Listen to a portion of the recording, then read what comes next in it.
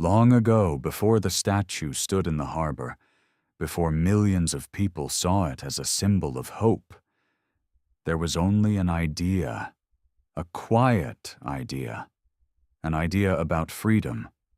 In the 1800s, the world was changing. Countries were growing.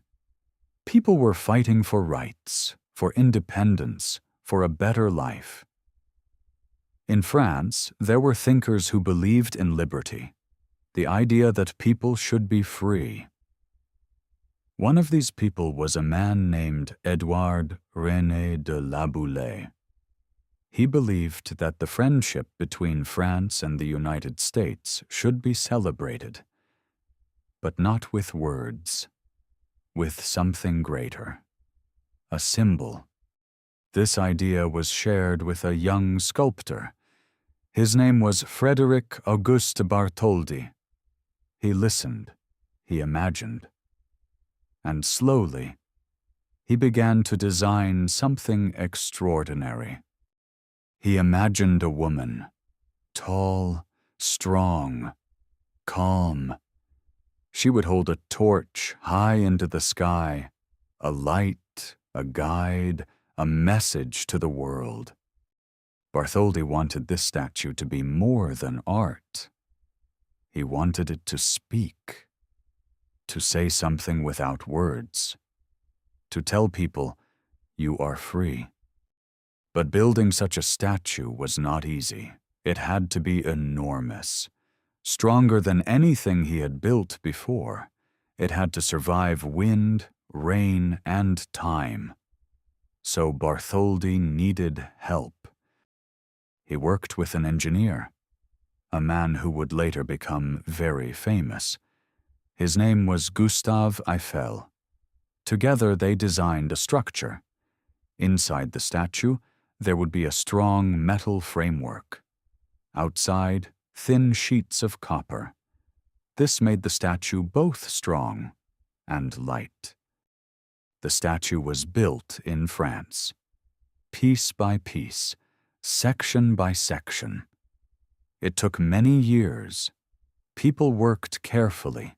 Every detail mattered. But there was another problem: money. France would build the statue, but the United States had to build the base, and that was expensive. For a time, the project slowed down. There was not enough money. Some people began to lose hope. But then, something unexpected happened. A man named Joseph Pulitzer decided to help. He used his newspaper to ask people for support. He wrote stories. He asked for small donations. Not from rich people, but from ordinary people. And slowly, the money came. Children gave coins. Workers gave what they could. People believed in the idea. And that made the difference. Finally, in 1885, the statue was ready. It was taken apart into many pieces, packed into ships, and sent across the ocean. When it arrived in New York, it was rebuilt, piece by piece, just like it had been built in France, and then, in 1886, it was finished. The Statue of Liberty stood tall, holding a torch, looking out over the sea. For many people, this was just a statue. But for others, it meant everything. At that time, many immigrants were arriving in America. They came by ship after long, difficult journeys. They were tired, afraid, but hopeful. And the first thing they saw was the statue. A woman with a torch, a light in the darkness, a symbol of something new, a new life, a new beginning. For them, it was not just art. It was a promise. Over time, the statue became one of the most famous symbols in the world. It represented freedom, hope, opportunity. But like all things, it needed care. The copper changed color. from brown to green. This was natural. It became part of its identity. Years passed. The world changed.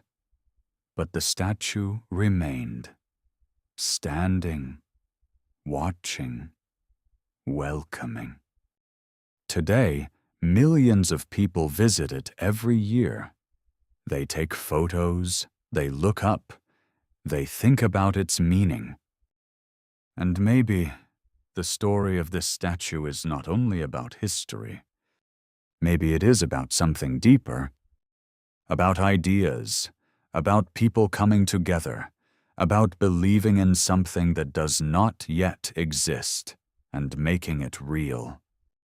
Just like the people who built the statue, you are also building something, your future, your language, your life. Every word you learn is like a small piece, and slowly, step by step, you are creating something bigger. Take your time, be patient. Even the greatest symbols in the world were built piece by piece. And one day, you will look back and see your own progress.